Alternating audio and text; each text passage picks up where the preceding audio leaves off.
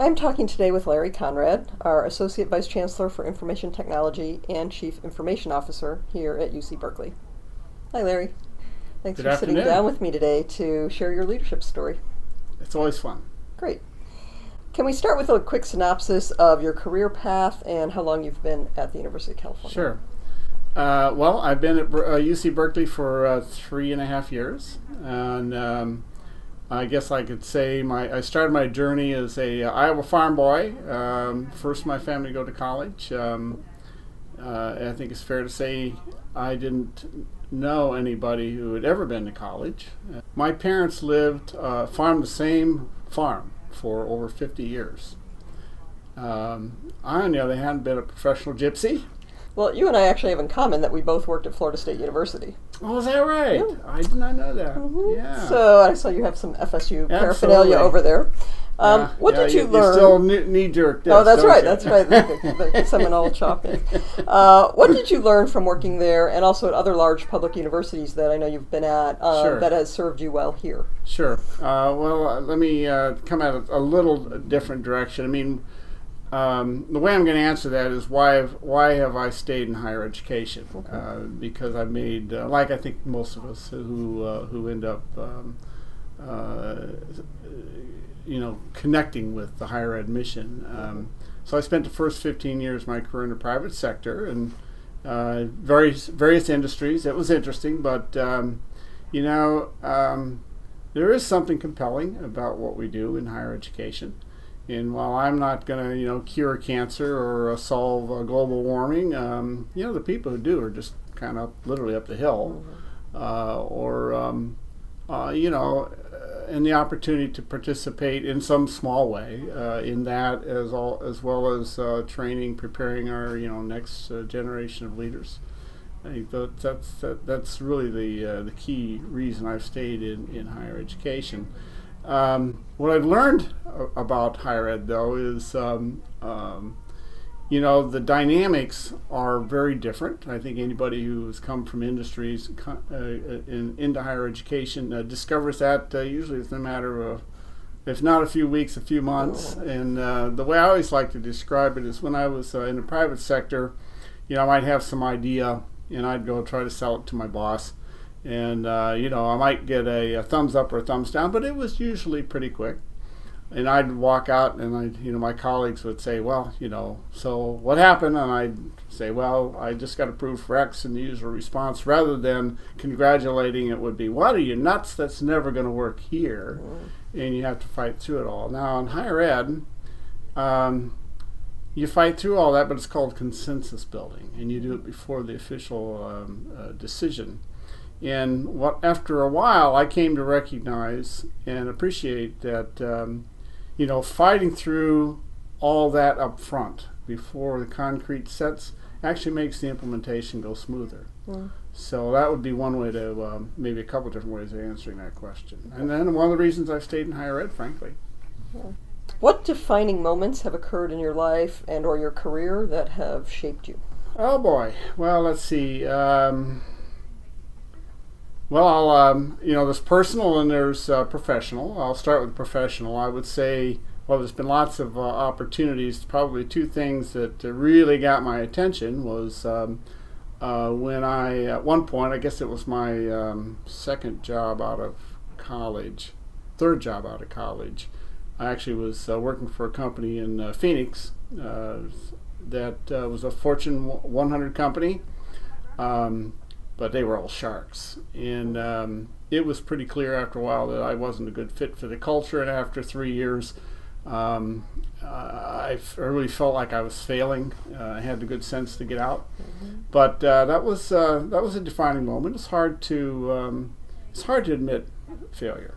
Mm-hmm. Another example from actually the company I went to was an insurance company in Scottsdale at the time, and much better fit from a culture standpoint, but unfortunately I ended up working for I was working at them at a time when they were losing $2 of claims for every dollar of premium and trying to make it up on volume. Wasn't working very well, so I got laid off. Not just me, but they They shut down the whole Scottsdale data center. And if you've ever been in a room 3:45 on a Friday afternoon where they explain to you and everybody else is out of a job and the blood drains from your face, you don't forget that. You can think about it as your mortgage payments and your house payments. So those are a couple of professional moments.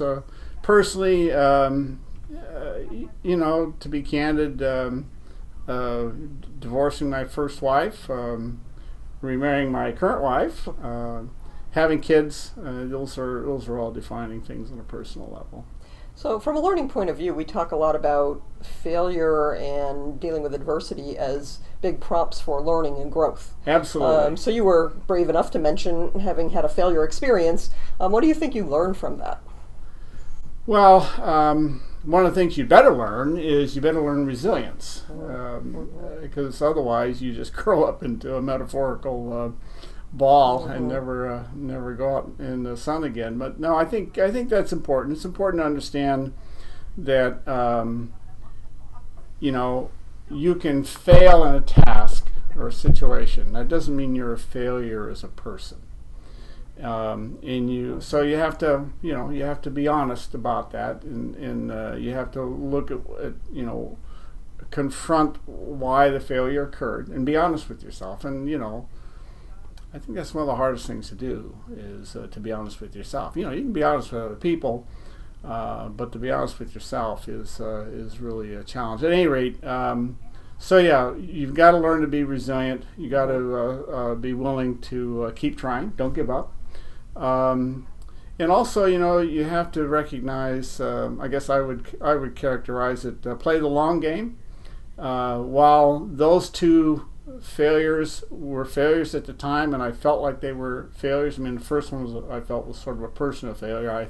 I thought I could work with anybody, and I learned the hard way I can't. And the other one was just being in the wrong place at the wrong time. But the long game was I came out a whole lot better because of it. I wouldn't be where I am today if those two things hadn't have happened.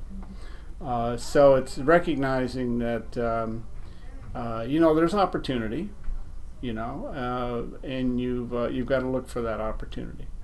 What does it mean to you to be a leader? A leader. One of the things I like to do is start answering that question by saying, it's important to understand the difference between management and leadership. And both are important, but management is really all about marshaling resources and how you allocate them and being accountable, and that's all good stuff, very important. But leadership is moving the ball. And it is important to understand the difference between managing and leading. So one of the ways I would answer that is, it starts with being a good listener, and you've got to be willing to stand back and be objective about it. Take yourself personally out of it. One of the things I like to say when I get a chance is you need to park your ego at the door. You need to park at one door, and you need to park your anger at the other door. I guess that's the way I would characterize that. I really appreciate you making that distinction, because I also really believe strongly that management and leadership are not necessarily the same thing. Yeah, they're different roles, and not. It would be great if all our managers saw themselves as leaders. Sure. But you don't have to be a manager to be a leader. You do not, and there are lots of other characteristics. But I think listening is really key, and in being staying objective and getting your ego out of the way. I mean, I got to tell you. I mean, anybody. I'm sure you've got your own stories you can tell, but I've seen it far too many times in my career. I watched colleagues who let their ego drive the bus, and I've never seen that turn out well. You've got to stay. I think a good leader stays altruistic, is thinking about the organization, is thinking about the people in the organization, can articulate a vision. That doesn't mean being dictatorial. I mean, that's part of the listening thing, right? It's trying, before you can establish a vision, you really got to understand what problems are we trying to solve here, and you can't do that if you aren't listening. But then you got to be a salesperson. You got to go out and sell that vision, because it's not just enough to have a vision. You've got to convince other people. In fact, one of the other things I like to describe is a lot of, you were talking about the difference between management and leadership, and I've run into a lot of people who conflated the idea that as a manager, my goal is to get people to do what I tell them to do. Theory X, I guess you could call that in the old days. I always like to contrast and say, no, management is not getting people to do what you want them to do. Management is getting people to want to do what you want them to do. And maybe that's leadership, is getting them to. So you have to sell those. You have to be willing to articulate and sell those ideas. So you describe leadership as moving the ball. Absolutely. So what would be some of the challenges and some of the opportunities that you have in moving the ball forward in the role that you're in here? Well, that's actually one of the reasons I took this job. What was attractive was there was an opportunity to do some things that I thought, I could do and could help the institution with. One was, when we're in the final phases of implementing the student system, well, that's one of the reasons I know I was hired as opposed to the runner-up, because of a belief that that I could get I could lead the implementation. And of course, there's been lots and lots of people involved with that. I've just been one.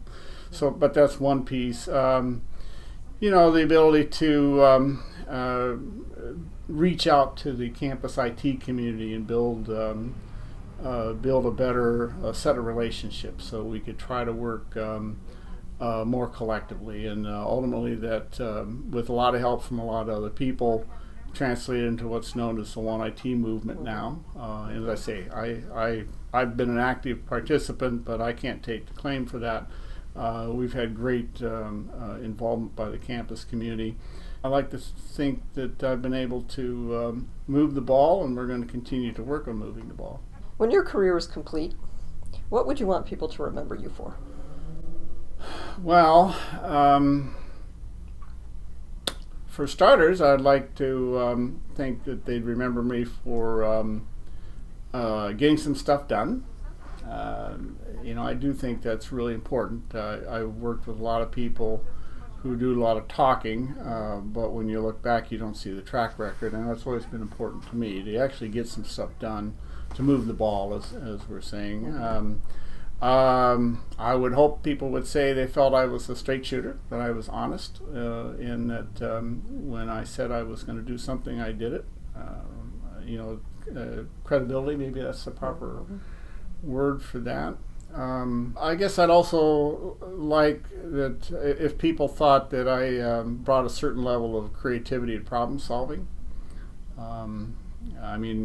This is part of getting some stuff done, right? That's actually seeing a problem and actually addressing it, not just ignoring it. Okay, thank you. If you were to sit down today with a new young staff member, what advice would you give them as they start their career? Yeah, that's a good one. Be intentional, be real, maybe that's another way to look at it. Work hard. Some things I said earlier, don't let your ego and your anger drive you, because if you let that happen, it's going to drive you into the ground. So it's probably a good place to start. Okay.